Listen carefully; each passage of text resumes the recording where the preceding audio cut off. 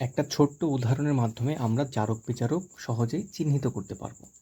যেমন আমরা লিখলাম সোডিয়াম এবং ক্লোরিন পরস্পরের সাথে বিক্রিয়া করে সোডিয়াম ক্লোরাইড উৎপন্ন করলো। এটা একটা জারণ বিজারণ প্রক্রিয়ার অংশ। বিক্রিয়াটা কিভাবে সম্পন্ন হয় আমরা দেখতে পারি। জারণ অর্ধ বিক্রিয়া।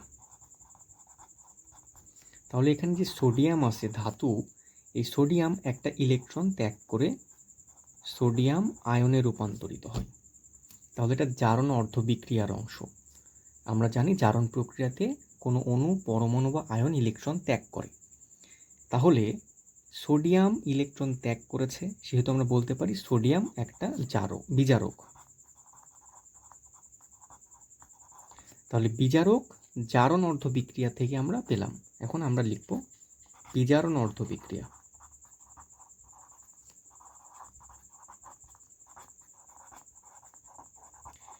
বিজারণ অর্ধ বিক্রিয়াতে কি হবে? ক্লোরিন পরমাণু একটা ইলেকট্রন গ্রহণ করে ক্লোরাইড আয়নে রূপান্তরিত হবে।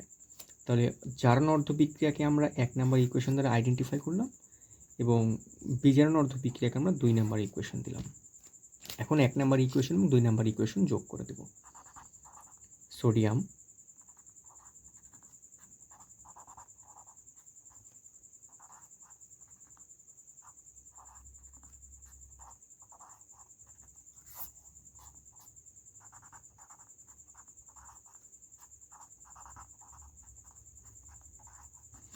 তাহলে আমরা দেখতে পাচ্ছি বিজারণ প্রক্রিয়াতে ক্লোরিন একটা ইলেকট্রন গ্রহণ করছে।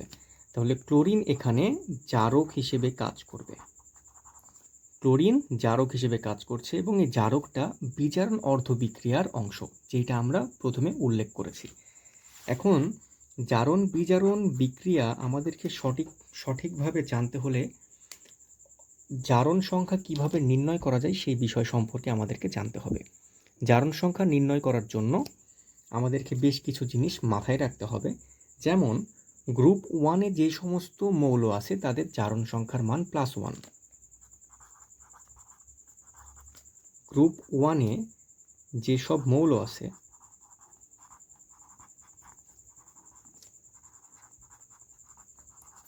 তাদের জারণ সংখ্যার মান +1। উদাহরণ হিসেবে আমরা বলতে পারি সোডিয়াম, পটাশিয়াম। তারপরে গ্রুপ 2-তে যে সমস্ত মৌলগুলো আছে সেই সব মৌলের জারণ সংখ্যার মান হবে +2। যেমন আমরা বলতে পারি ক্যালসিয়াম, ম্যাগনেসিয়াম, তারপর বেরিয়াম, এগুলোর জারণ সংখ্যার মান +2। গ্রুপ 17তে যে সমস্ত মৌলগুলো আছে সেগুলোর জারণ সংখ্যার মান -1। যেমন ফ্লোরিন, ক্লোরিন, ব্রোমিন এবং আয়োডিন। অতিরিক্ত যে বিষয়গুলো আমাদের জানা প্রয়োজন সেগুলো হচ্ছে অক্সিজেনের জারণ সংখ্যার মান -2 এবং বিভিন্ন আয়ন আছে, আয়নের মাথার উপরে যে চার্জগুলো বিদ্যমান থাকে সেই চার্জগুলোর মানই হচ্ছে তার জারণ সংখ্যা। উদাহরণ হিসেবে আমরা বলতে পারি সালফেট আয়ন।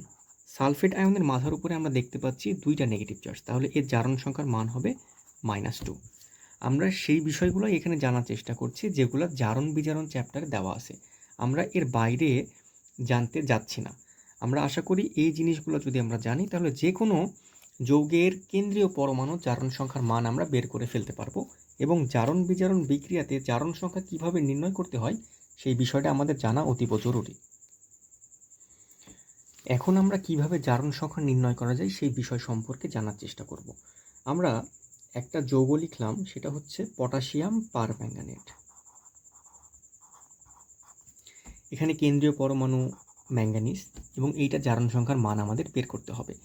আমরা যেই মৌলের জারণ সংখ্যা বের করব তার জারণ সংখ্যা সমান x ধরে নেব। তাহলে পটাশিয়াম যেহেতু গ্রুপ 1-এর মৌল সেহেতু পটাশিয়ামের জারণ সংখ্যার মান +1। ম্যাঙ্গানিজেরটা আমরা জারণ সংখ্যা বের করতে চাই সেহেতু আমরা x ধরে নেব। এখানে অক্সিজেন আছে 4টা, একটা অক্সিজেনের জারণ সংখ্যার মান -2। তাহলে এইটা আমরা এর আগের কেবলমাত্র আমরা শিখেছি এবং এই আমরা যেগুলো শিখেছি সেই বিষয়গুলো এখানে অ্যাপ্লাই করার মাধ্যমে জারণ সংখ্যার মান বের করব। তাহলে আমরা ধরে নিব পটাশিয়ামের জারণ সংখ্যার মান +1, ম্যাঙ্গানিজ কেন্দ্রীয় পরমাণু ওইটা সমান সমান আমরা এক্স ধরে নেব। এর সাথে যেহেতু কোনো সংখ্যা গুণ নেই সেহেতু আমরা শুধুমাত্র এক্স লিখব, প্লাস একটা অক্সিজেনের জারণ সংখ্যার মান -2। তাহলে এই জায়গাতে যেহেতু 4টা অক্সিজেন বিদ্যমান আছে সেহেতু আমরা 4 গুণ দিয়ে দেব। এখন এই যে পটাশিয়াম পারম্যাঙ্গানেট এর মাথার উপরে তো কোনো চার্জ নেই, যেহেতু চার্জ নেই সেহেতু এই অংশটুক সমান সমান আমরা 0 লিখে দেব, বা +1 + x -8 = 0, বা x সমান সমান +7। তাহলে পটাশিয়াম পারম্যাঙ্গানেটের ক্ষেত্রে ম্যাঙ্গানিজের জারণ সংখ্যার মান হবে +7। অনুরূপভাবে আমরা এখন পটাশিয়াম ডাইক্রোমেটের জারণ সংখ্যার মান বের করার চেষ্টা করব, K2Cr2O7। এখানে আমরা সেই বিষয়গুলোরই সেই সমস্ত যৌগেরই জারণ সংখ্যার মান বের করার চেষ্টা করছি যেগুলো এই চ্যাপ্টারের জারণ বিজারণ অংশে বিদ্যমান আছে। তাহলে পটাশিয়াম গ্রুপ 1 এর মৌল, তাহলে এর জন্য একটা পটাশিয়ামের জারণ সংখ্যার মান +1, যেহেতু পটাশিয়াম 2টা আছে সেহেতু 1 এর সাথে 2 গুণ হবে, প্লাস এখানে আমরা ক্রোমিয়াম সেন্ট্রাল অ্যাটম কেন্দ্রীয় পরমাণু সেহেতু এটা সমান সমান আমরা এক্স ধরে নেব। যেহেতু ক্রোমিয়াম 2টা আছে সেহেতু আমরা এক্স এর সাথে 2 গুণ দিয়ে দেব, প্লাস অক্সিজেনের জারণ সংখ্যার মান -2। তাহলে অক্সিজেন বিদ্যমান আছে 7টা সেহেতু আমরা 7 গুণ দিয়ে দেব। এখন পটাশিয়াম ডাইক্রোমেটের উপর কোনো চার্জ নেই সেহেতু এই অংশ সমান সমান আমরা 0 লিখে নেব, বা +2 + 2x -14 = 0, বা 2x = 12, বা x সমান সমান +6। তাহলে পটাশিয়াম ডাইক্রোমেটের ক্ষেত্রে জারণ সংখ্যার মান +6 হবে। এখন পটাশিয়াম ডাইক্রোমেট না থেকে যদি ক্রোমেট আয়ন বিদ্যমান থাকে Cr2O7 2-, তাহলে এই আয়নের জারণ সংখ্যার মান কত হবে এটা আমরা বের করব। তাহলে সেন্ট্রাল অ্যাটম ক্রোমিয়াম, তাহলে ক্রোমিয়াম সমান সমান আমরা এক্স ধরে নেব।